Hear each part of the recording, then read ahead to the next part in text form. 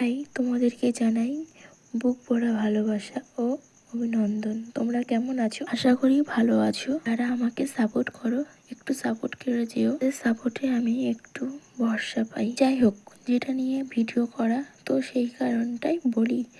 তো আমি রেডি হয়ে যাচ্ছিলাম সেন্টারে। তো সেন্টারে যাওয়ার আগে দেখো, বাবা এখানে ফলের গাদা দেবে বলে নিচটা হালকা একটু কাঠটা দিয়ে ঠিকঠাক করে নিচ্ছিল, উঁচু করে নিচ্ছিল, যাতে ইঁদুর যাতে না কুচি করে দেয় এবং নিচটা ফাঁকা থাকে।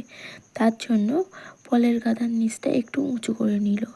তারপর দেখো সাইকেল নিয়ে চলে আসলাম রাস্তায়। সেন্টারে যাওয়ার উদ্দেশ্যে বেরিয়ে পড়লাম। তো সাইকেল চালাতে চালাতে দেখো পাশে একজন খেজুরের পাতা দিয়ে চেটে বুনছে, তাও তোমাদেরকে একটু দেখালাম। দেখো জমিতে যাদের ধান উঠেনি তারা ধান কাটাকুটি করছে এবং বাঁধছিল। তারপরে আস্তে আস্তে সাইকেল চালিয়ে যাচ্ছিলাম। তো রাস্তায় একটা ছাগল বাচ্চা শুয়েছিল, তারও ভিডিও করলাম। যেটা মনে হচ্ছে আমি সেটাই ভিডিও করে তোমাদেরকে প্রেজেন্ট করছি। যদি তোমাদের ভালো লেগে থাকে অবশ্যই আমার পাশে থেকো এবং লাইক কমেন্ট শেয়ার সাবস্ক্রাইব করে আমার একটু এগিয়ে নিয়ে যেও। তো সেন্টারের উদ্দেশ্যে চলে এসেছিলাম। সেন্টারের সামনে দেখো আমি চলে আসলাম তো বটে। দেখো সামনে কত মেয়ে আছে, খুবই লজ্জা লাগছিল। তার জন্য ক্যামেরাটা আমি সাইকেলের নিচটা করে নিয়েছি। এসে দেখো লুকিয়ে ভিডিও করছিলাম। বাট তারপরে রিয়েলি সবার সামনে ভিডিও করা শুরু করে দিলাম। সবাই হাসি ঠাট্টা করছিলাম এবং ভিডিও করছিলাম। তো আমাদেরও ফটো করছিল, ভিডিও করছিল উপর মহলে পাঠানোর জন্য। তো সেন্টার থেকে আজকের লুচি ঘুগনি ও ভাত ডিম দিয়েছে, তাই তোমাদের কাছে শেয়ার করলাম। তো পিঁমড়েগুলো দেখো আমাদের লুচি কানা কেটে কেটে খাচ্ছিল, তাই তোমাদেরকে একটু দেখালাম। তো এবং তোমাদের কোথায় কোথায় সেন্টারে লুচি ঘুগনি দিয়েছে একটু কমেন্ট করে জানিও তো, আমি জানতে চাই। মনে প্রচুর প্রশ্ন আমার যে আমাদের এখানে দিয়েছে না তোমাদের ওখানকেও দিয়েছে।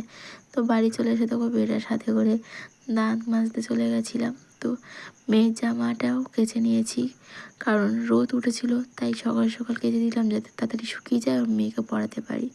তারপরে চলে আসলাম তরকারি কাটতে। তোমরা যেন ভেবো না যে এটা সকালে রান্না করার জন্য তরকারি কাটছি, কারণ সকালে রান্না করা হয়েও গেছিলো, খাওয়া হয়ে গেছিলো। সকালে রান্নাটা শাশুড়িমা করেছিল পালং শাকের তরকারি আর ভাত। তো আমি এখানে করব কলার তরকারি আর আলু ডিম, তাই এই জন্য কাটাকুটি করছিলাম। তো দেখো পড়ে গেছিলো বলে আবারও পরে স্টার্ট করলো। তারপরে দেখো বাবা ওই গাছের সুপারি নামাচ্ছিল চালে উঠে। তো বাবাকে বললাম পড়ে যেও না, যেন সাবধানে উঠে কাজ করো। তারপরে আমি আবার কাটাকুটি করলাম, বাটলাম। তারপরে মা এসে দেখো আমাকে একটু মাছ ছাড়িয়ে দিচ্ছে, মানে মাছ কেটে দিচ্ছে। তো আমি এগুলো কেটে কুটে বসেছি। মা বললো আমি কেটে দিচ্ছি, তুই তুই ডিমটা রান্না কর, তারপরে আমি এগুলো কেটে কুটে তারপরে আমি স্নান টান করে পুজো দিতে যাবো। ওই আচ্ছা ঠিক আছে, তুমি যেটা বললে সেটাই হোক।